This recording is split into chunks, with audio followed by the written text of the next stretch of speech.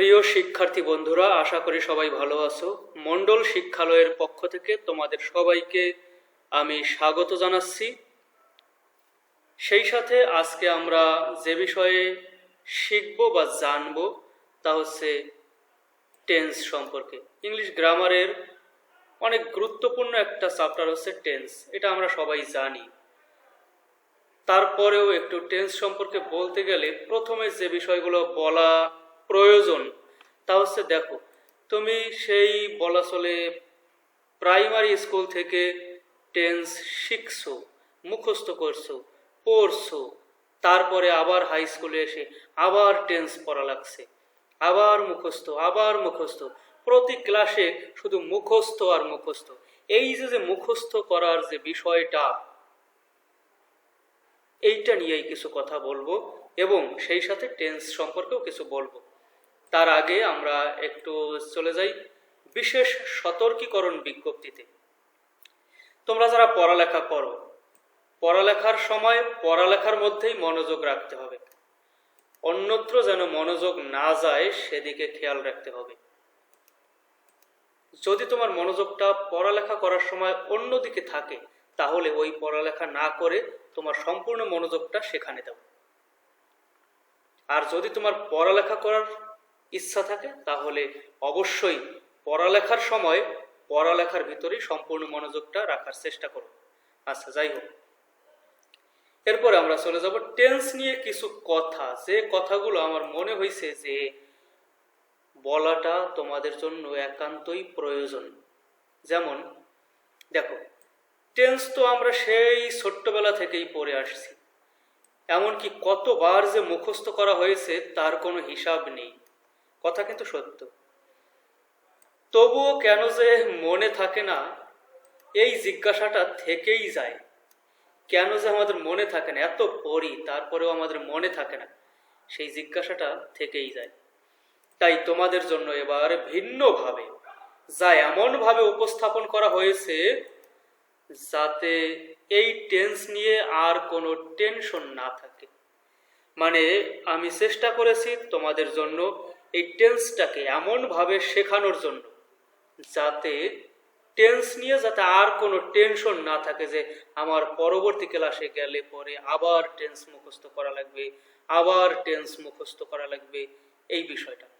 তো যাই হোক, টেন্সকে বলা যায় কি ইংলিশের প্রাণ। প্রাণ ছাড়া জীবন যেমন কল্পনা করা যায় না, তেমনি টেন্স ছাড়াও ইংলিশ কল্পনা করা যায় না। আমাদের দেহের ভিতরে যে প্রাণ আছে, সেই প্রাণ ছাড়া যেমন আমাদের জীবনটা কল্পনা করা যায় না, ঠিক তেমনি টেন্স ছাড়া আপনি বা তুমি ইংলিশটা কল্পনা করতে পারবা না। তাই টেন্স মুখস্থ করার নয়, বরং বুঝে বুঝে একে আত্মস্থ করার বিষয়।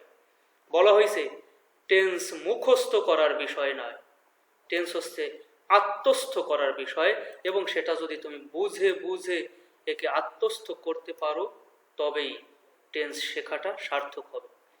আর এই বইতে সেভাবেই টেন্সকে উপস্থাপন করা হয়েছে।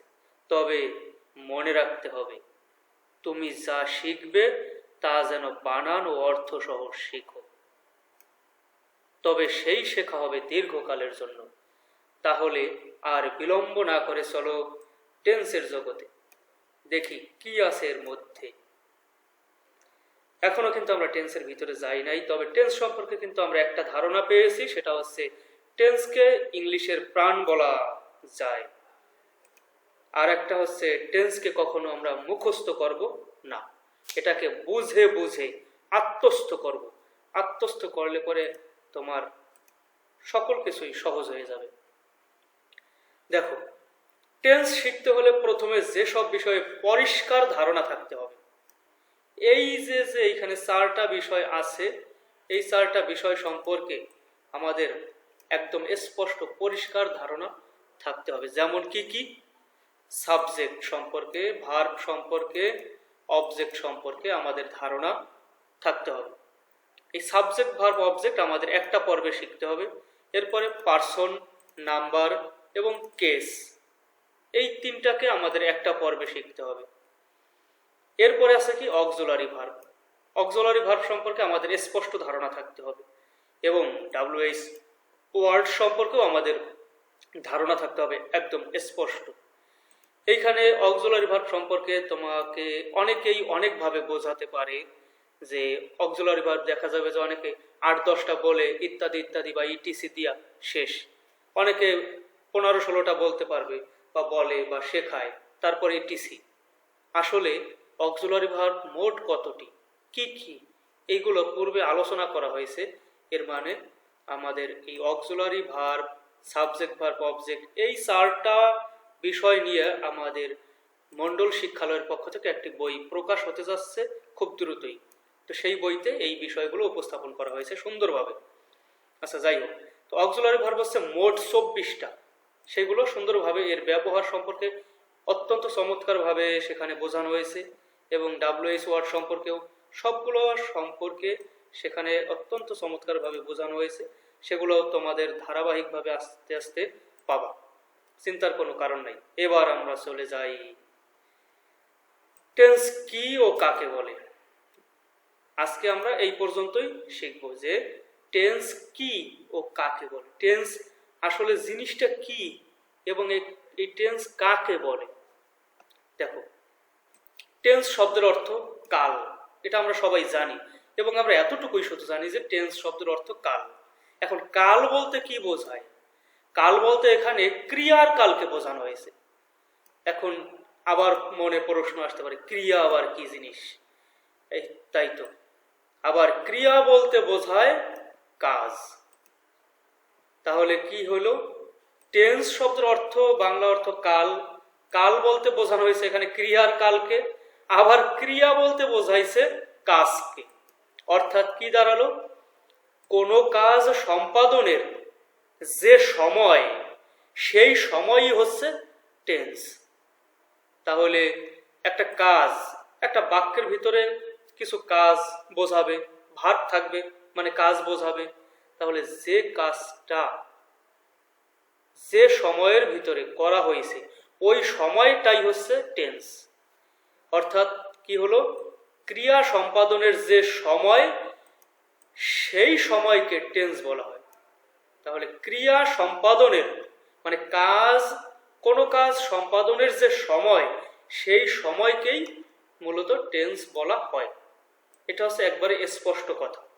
আমরা শুধু এক কথায় যদি বলে দেই যে টেন্স শব্দের অর্থ কাল, কালকেই টেন্স বলে, ক্রিয়ার কালকে টেন্স বলে। এখন ক্রিয়া কি জিনিস, কাল কি জিনিস, কোন কালকে বোঝানো হয়েছে, এই বিষয়গুলো যদি আমরা না জানি বা না বুঝি তাহলে কিন্তু সমস্যা।